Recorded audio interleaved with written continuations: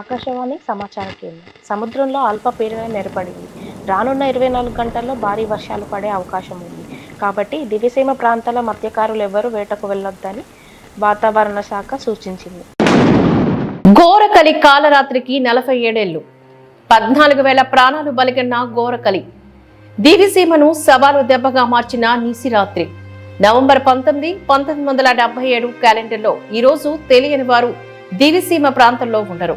November 19 పేరు వింటే హృదయం బరువెక్కి కన్నీటిని ద్రవించని వారు ఉండరు. దివిసీమ ఉప్పెనకు 47 ఏళ్లు. అసలేం జరిగింది?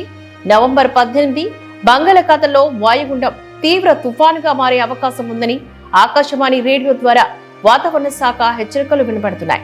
అయితే ఎప్పటిలాగే తుఫాను వస్తుంది, కొంత ఆర్థిక నష్టం కలిగిస్తుందని అందరూ అనుకున్నారు. అదే ధైర్యంతో దివిసీమ వాసులు నవంబర్ 18 రాత్రి నిద్రించారు. కానీ నవంబర్ 19 తెల్లవారుజాము సమయంలో సముద్రుడు ఉగ్రరూపం దాల్చి 50 మైళ్ల పొడవు, 10 మైళ్ల వెడల్పు, 19 అడుగుల ఎత్తు అలలతోని 120 మైళ్ల అతివేగంతో మహాసముద్ర కెరటం దివిసీమ ప్రాంతాన్ని ఒక్కసారిగా కబళించింది. ఆ ప్రవాహంలో కొందరు నిద్రా వ్యవస్థలోనే ప్రాణాలు కోల్పోయారు. మరికొందరు ఆ ప్రవాహాన్ని అధిగమించలేక పోరాడి మరణించారు. ఈ ఘటనలో కృష్ణా జిల్లా మచిలీపట్నం తీర ప్రాంతం, గుంటూరు జిల్లా రేపల్లె, నిజాంపట్నం ప్రాంతాలపై కొంత ప్రభావం చూపించింది. అతి భయానకమైన ప్రభావం కోడూరు, నాగాయలంక తీర ప్రాంతాలపై చూపించి సుమారు 10 నుంచి 14,000 మంది ప్రాణాలు కోల్పోయారు. అందులో దివిసీమ ప్రజలే 10,000 మంది ప్రాణం నష్టం జరగడం ఈ ప్రాంత వాసులకు మరిచిపోలేని ఘటన.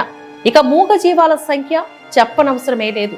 కొన్ని ఊర్లు తన నామరూపాలు లేకుండా తుడిచిపెట్టుకోకపోగా కొన్ని వేల కుటుంబాలు తమ కుటుంబ సభ్యుల ఆచూకీ తెలియక వారు బ్రతుకున్నారో చనిపోయారో కూడా తెలియక తల్లల్లాడిపోతున్నారు.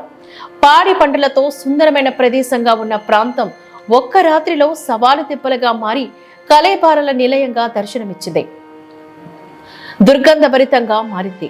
ఎటు చూసినా ముత్యరోదనలు, ఆకలి కేకలు, చీదరమైన నివాసాలు, కట్టుబట్టలు, ఎండిన డొక్కలతో ఆసరా కోసం ఆ ప్రాంతమంతా భీతావాహంగా మారింది. ఈ ఘటన ఉమ్మడి ఆంధ్రప్రదేశ్ రాష్ట్రాన్నే కాకుండా భారతదేశాన్ని దిగ్భ్రాంతికి గురి చేసింది. అనేక దేశాలు ఆరా తీసే విపత్తుగా ఈ ఘటన చర్చనీయాంశమైంది. ఇక్కడి మృత్యు కలేబారలు, హృదయ విదారక దృశ్యాలు చూసిన అన్య దేశాలు సైతం ఆపన్న హస్తం అందించేందుకు ముందుకు వచ్చేలా చేసింది. Indira Gandhi, mother Teresa, NT Ramarao తదితర ముఖ్యులతో పాటు ఇతర జాతీయ సంస్థలు కూడా స్వయంగా పాల్గొని వారి సేవా దృక్పథాన్ని చాటుకున్నారు. ఈ విపత్తులో అప్పటి స్థానిక నేత మండలి వెంకట కృష్ణారావు కాంగ్రెస్ ప్రభుత్వంలో విద్యాశాఖ మంత్రిగా కొనసాగుతూ ఉన్నారు. ఆయన న్యాయకత్వం, విశాల దూరదృష్టి ఆనాటి కళారంగాన్ని, దేశ జాతీయ నేతలను, విదేశీయులను సైతం దివిసీమకు రప్పించి పెద్ద ఎత్తున సహాయక కార్యక్రమాలు చేసేలా కృషి చేశారు. జిల్లా పోలీసులు, రామకృష్ణ మిషన్, దీనదయాళ్ సేవా సంస్థలు సైతం రక్షణ సహాయక కార్యక్రమాల్లో తమదైన చురుకైన పాత్ర పోషిస్తూ కొన్ని గ్రామాలు దత్తత తీసుకొని వాటి పునర్నిర్మాణానికి కృషి చేశారు. ఆనాటి మృతుల జ్ఞాపకార్థం స్తూపాన్ని కూడా ఏర్పాట్లు చేసి ప్రతి ఏటా నవంబర్ 19న సంతాప దినంగా సభను నిర్వహించడం ఓ ఆనవాయితీగా జరుగుతూ వస్తుంది. మృతుల జ్ఞాపక చిహ్నంగా పులిగట్ట వారప వద్ద మృతుల జ్ఞాపక పైలాన్ స్తూపాన్ని ఏర్పాటు చేసి నేటికి ఇక్కడి ప్రజలు, ప్రజా ప్రతినిధులు ఆ మృతులకు నివాళులర్పిస్తూ ఆ విషాద ఘటనను మననం చేసుకుంటూ ఉంటారు.